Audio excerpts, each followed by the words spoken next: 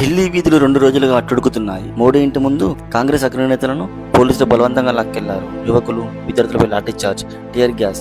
ఇదంతా ఎందుకు జరుగుతుంది? అసలు ఈ కాక్రోచ్ పార్టీ ఏంటి? ఈ పార్టీ ఎలా పుట్టిందో చూద్దాం. భారత ప్రధాన న్యాయమూర్తి సూర్యకాంత్ నిరుద్యోగులను ఉద్దేశించి కాక్రోచ్లు సమాజానికి పరాన్నజీవులని మే 15న అన్నారు.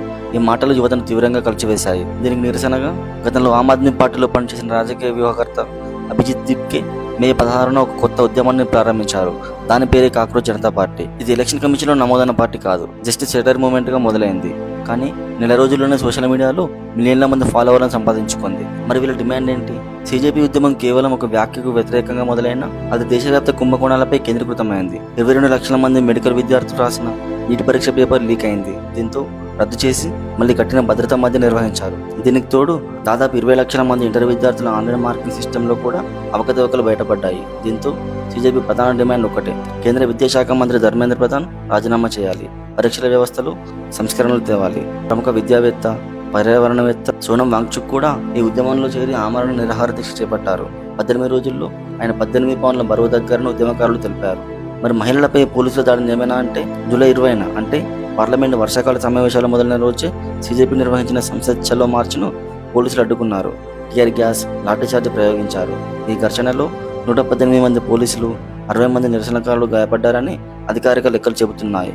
అదే రోజు వాంగ్చుక్ను పోలీసులు బలవంతంగా ఆసుపత్రికి తరలించారు. వాంగ్చుక్ భార్య గీతాంజలిని పోలీసులు తోసేశారని, జుట్టు పట్టుకుని లాగారని నిరసనకారులు ఆరోపించారు. అయితే ఢిల్లీ పోలీసులు మాత్రం ఈ ఆరోపణను పూర్తిగా ఖండించారు.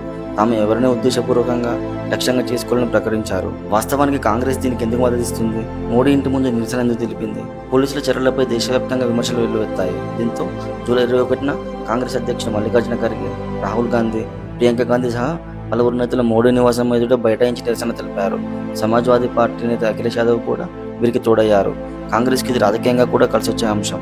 విద్యార్థుల భవిష్యత్తు, నిరుద్యోగం, పరీక్షల్లో అవకతవకలు వంటి అంశాలపై గతంలో కూడా కాంగ్రెస్ ఎన్నోసార్లు మోదీ ప్రభుత్వాన్ని ప్రశ్నించింది. ఇప్పుడు యువత భారీగా వీధుల్లోకి రావడంతో తన ప్రభుత్వ వ్యతిరేక ఉద్యమంగా బలపరచడానికి కాంగ్రెస్ ముందుకొచ్చింది. రాహుల్, ప్రియాంకలను పోలీసులు బలవంతంగా అదుపులోకి తీసుకున్నారు. గంటల తర్వాత వీరిని విడుదల చేశారు. మరి ఇప్పుడు పరిస్థితి ఏంటి? భారీ వర్షంలో కూడా నిరసనకారులు జంతర్ మంతర్ వద్ద నిరసన కొనసాగిస్తున్నారు. ప్రభుత్వం తరఫున కేంద్ర మంత్రి జేపీ నడ్డా, సిజేపీ ప్రతినిధులతో చర్చలు జరిపినా ఇంకా పరిష్కారం దొరకలేదు. బీజేపీ మాత్రం ప్రధానికి మద్దతుగా నిలుస్తోంది. అయితే మంత్రివర్గ మార్పులు జరగవచ్చిన ఊహాగానాలు కూడా వినిపిస్తున్నాయి. మరి ఉద్యమం ఎటు వెళ్తుందో చూడాలి. ఈ వీడియో మీకు నచ్చితే లైక్ చేసి కామెంట్ చేయండి. సబ్స్క్రైబ్ చేయడం మర్చిపోకండి.